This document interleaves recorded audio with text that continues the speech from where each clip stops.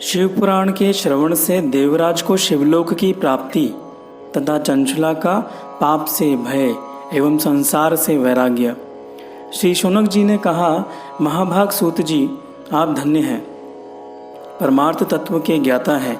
आपने कृपा करके हम लोगों को यह बड़ी अद्भुत एवं दिव्य कथा सुनाई है। भूतल पर इस कथा के समान कल्याण का सर्वश्रेष्ठ साधन दूसरा कोई नहीं है। यह बात हमने आज आपकी कृपा से निश्चय पूर्वक समझ ली। सूत जी, कलयुग में इस कथा के द्वारा कौन कौन से पापी शुद्ध होते हैं, उन्हें कृपा पूर्वक बताइए और इस जगत को कृतार्थ कीजिए।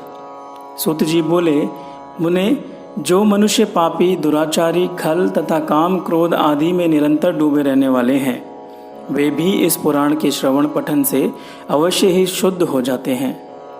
इसी विषय में जानकर मुनि इस प्राचीन इतिहास का उदाहरण दिया करते हैं, जिसके श्रवण मात्र से पापों का पूर्णतया नाश हो जाता है। पहले की बात है, कहीं किरातों के नगर में एक ब्राह्मण रहता था, जो ज्ञान में अत्यंत दुर्बल, दरिद्र, रस बेचने वाला तथा वैदिक धर्म से विमुख था। वह स्नान, संध्या आदि कर्मों से भ्रष्ट हो गया था और वैश्य वृत्ति में तत्पर रहता था। उसका नाम था देवराज। वह अपने ऊपर विश्वास करने वाले लोगों को ठगा करता था। उसने ब्राह्मणों को, क्षत्रियों, वैश्यों, शूद्रों तथा दूसरों को भी अनेक बहानों से मारकर उनका धन हड़प लिया था, परंतु उस पापी का थोड़ा सा भी धन कभी धर्म के काम में नहीं लगा था। वह वैश्यगामी तथा सब प्रकार से आचार भ्रष्ट था। एक दिन घूमता घामता वह दिव्य योग से प्रतिष्ठानपुर झूसी प्रयाग में जा पहुंचा। वहां उसने एक शिवालय देखा, जहां बहुत से साधु महात्मा एकत्र हुए थे। देवराज उस शिवालय में ठहर गया, किंतु वहां उस ब्राह्मण को ज्वर आ गया। उस ज्वर से उसको बड़ी पीड़ा होने लगी। वहां एक ब्राह्मण देवता शिव पुराण की कथा सुना रहे थे। ज्वर में पड़ा हुआ देवराज ब्राह्मण के मुखारविंद से निकली हुई उस शिव कथा को निरंतर सुनता रहा। 1 मास के बाद वह ज्वर से अत्यंत पीड़ित होकर चल बसा। यमराज के दूत आए और उसे पाशों में बांधकर बलपूर्वक यमपुरी ले गए। इतने में ही शिवलोक से भगवान शिव के पार्षदगण आ गए। उनके गौर अंग कपूर के समान उज्ज्वल थे, हाथ त्रिशूल से सुशोभित हो रहे थे। उनके संपूर्ण अंग भस्म से उद्भासित थे और रुद्राक्ष की मालाएं उनके शरीर की शोभा बढ़ा रही थीं। वे सब के सब क्रोधपूर्वक यमपुरी में गए और यमराज के दूतों को मार पीट कर बारंबार धमकाकर उन्होंने देवराज को उनके चंगुल से छुड़ा लिया और अत्यंत अद्भुत विमान पर बिठाकर जब वे शिवदूत कैलाश जाने को उद्यत हुए, उस समय यमपुरी में बड़ा भारी कोलाहल मच गया। उस कोलाहल को सुनकर धर्मराज अपने भवन से बाहर आए। साक्षात दूसरे रुद्रों के समान प्रतीत होने वाले उन चारों दूतों को देखकर धर्मज्ञ धर्मराज ने उनका विधि पूर्वक पूजन किया और ज्ञान दृष्टि से देखकर सारा वृत्तांत जान लिया। उन्होंने भय के कारण भगवान शिव के उन महान महात्मा दूतों से कोई बात नहीं पूछी, उल्टे उन सभी को पूजा और सत्कार दिया, पूजा और प्रार्थना की।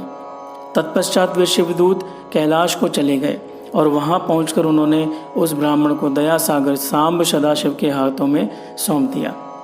शौनक जी ने कहा, महाभाग सूत जी, आप सर्वज्ञ हैं। महामते, आपके कृपा प्रसाद से बारंबार कृतार्थ हुआ। इस इतिहास को सुनकर मेरा मन अत्यंत आनंदमय निमग्न हो गया है। अतः अब भगवान शिव में प्रेम बढ़ाने वाली शिव संबंधिनी दूसरी कथा को भी कहिए।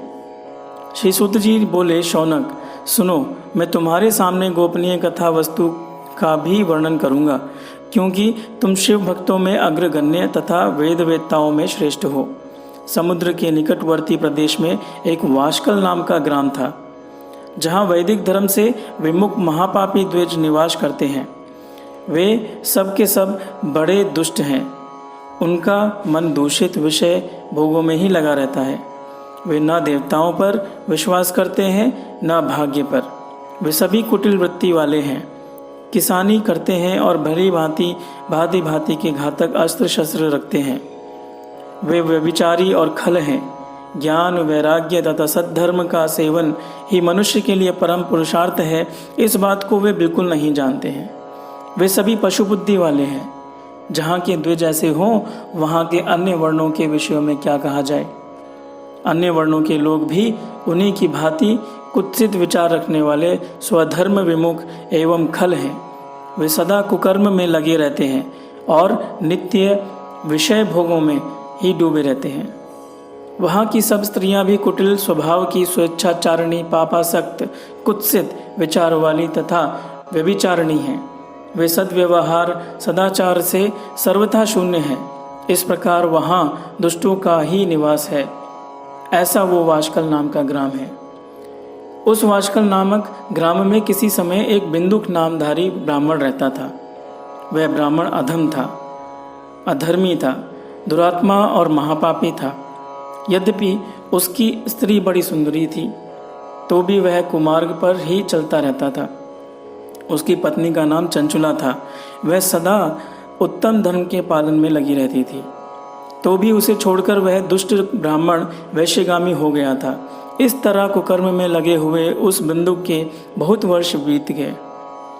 उसकी स्त्री चंचुला काम से पीड़ित होने पर भी स्वधर्म नाश के भय से क्लेश सहकर भी दीर्घ काल तक धर्म से भ्रष्ट नहीं हुई, परंतु दुराचारी पति के आचरण से प्रभावित हो आगे चलकर वह स्त्री भी दुराचारणी हो गई। वो कहते हैं ना कि संगत का असर बहुत जल्दी से पड़ता है, तो जैसी जिसकी संगत है वैसा उसका स्वभाव हो जाता है। इसी तरह दुराचार में डूबे हुए उन मूढ़ चित्त वाले पति पत्नी का बहुत सा समय व्यर्थ बीत गया।